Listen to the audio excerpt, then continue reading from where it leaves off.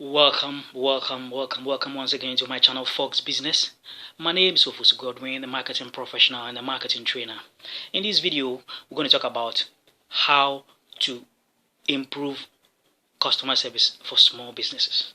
Customer service is very important to every business, be it small or large. Small businesses need a lot of customer service improvement to be able to achieve their aims. See, having a proper customer service system in place would help you retain and then extend the lifetime value of your customers. Right. A large number of customers get dissatisfied with poor customer service, even though the product or service that they are buying from you is of a higher quality. Okay. So it is important to ensure that you put proper and high customer service standards in place. Any business that does not emphasize high customer service will lose out to competitors or to competition. Right. Now, we talk of customer service, we are looking at before, during, and after the customer has bought. Now, let's look at some of the things that you can do before, during, and after the customer has completed the purchase and has even consumed your product. The first thing we're going to talk about is to put customer needs first. Customer needs is the essence of every business, in the sense that if you don't satisfy customer needs, the customer will not come and buy anymore. Providing high standards of customer service is also part of the customer needs. For example, the customer will be looking up to where to quickly access information about your product, who to contact to make inquiries, and so on and so forth. So it is important to understand the needs, to understand how customers should be attended to and how they should be dealt with in their customer journey. It is very important to gather the voice of the customer, right? Any business that is able to gather the voice of the customer is likely to provide high quality customer service standards, right? So it is important to use the right tools to gather information about your customers. You can do surveys. You can monitor competitor activities. For example, you can check reviews on competitors' reviews on Google, on their social media platforms. This will give you an idea of what customers are looking for. You can also run surveys. You can also do customer satisfaction surveys, especially for existing customers, to measure how satisfied the customers are. This, in a way, will give you the opportunity to collect information and data. This information should not just be collected, but should be put in the form of memory. I call it electronic memory. In marketing, we call it the customer relationship management system. Put this information together into what we call a customer relationship management system. You can research on the internet to find out about how to build a simple customer relationship management system for your business. You can even use a common Excel sheet to just keep this information. If you have regular and some number of customers, depending on the kind of business you do, you can even organize an event to bring your customers together. When you bring these customers together, you can discuss how they want your product and what are their needs and what are their wants and what are their expectations. And this will help you to also serve them and satisfy them better. So the first thing in improving customer service is to put customer needs first, so that the customer will be able to go through the customer journey without any form of dissatisfaction. It is important to identify customer needs first if you want to improve customer service. The next thing we talk about here is operational excellence. Operational excellence. Operational excellence. Operational excellence.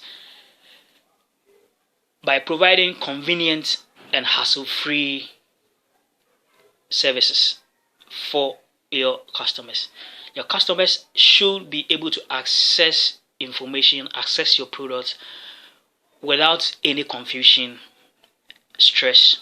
So convenient and hassle-free and cost-effective services, in reaching out to your product and services. Make it easy for customers to access information about your product, access your product, etc. at various different points of contact. In fact, it will be important to design or have a well-structured customer journey map so you can understand the various interventions that customers goes through in getting your product or in accessing your product. So, for example, step 1, customer would need to access your website. How easy is it for the customer to access your website, either on phone or on desktop or any other device? How optimized is your website? How easy is it for them to tap information or to look out for information and use that information to help them access your service or your products? Make it easy for customers to find your product. For example, information about products, finding product prices, comparing products, billing, calculating of their bill, delivery of your product, after sales service like installation, repair, guarantees, how product is used, safety precautions, and disposal. This is a great way in ensuring a proper customer service standard. The third step, or the third thing to do here, is to build channels that makes it easy to communicate. So set up communication systems and channels that makes it easy for the customer to communicate with you. So that is going to be that 360-degree communication. That's going to be that interaction. So you can use live chats, for example, on your website. So you can let your website builder include a live chat button or a live chat system on your website. Dedicated WhatsApp business number with instant reply, chat, test chat, video chat, hotlines, emails, social media handles, FAQs on your website. That is, frequently asked questions. Also, let customers know that they can leave reviews on your Google account.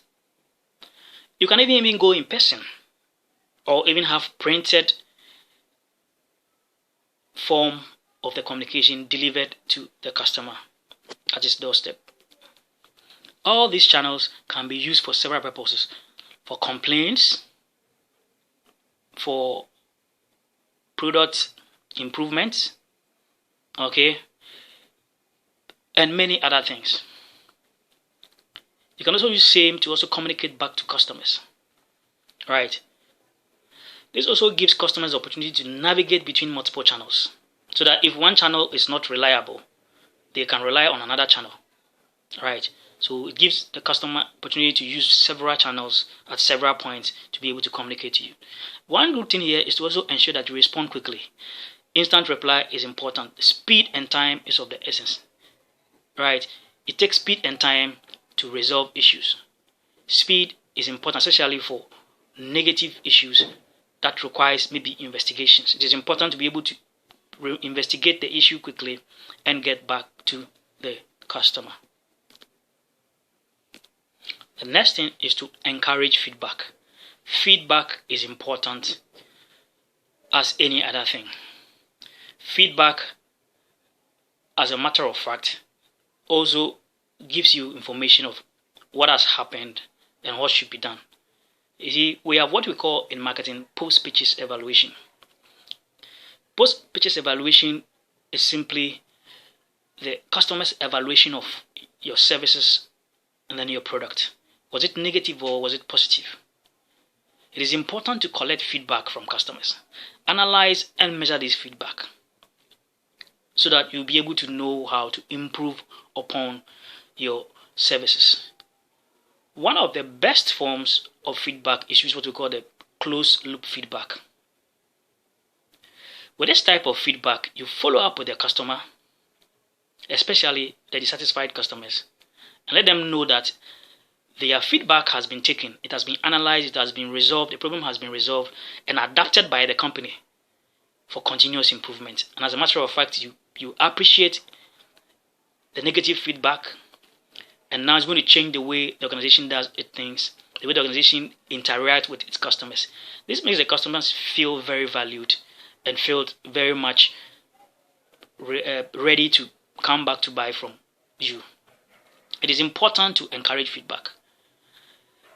One best practice is that some companies will add a feedback form, or maybe might send a WhatsApp to you, or might even call you to find out about how the product is doing. So you can call the customer to find out how the product is doing, or you can send a mail or send a WhatsApp to find out how the product is doing.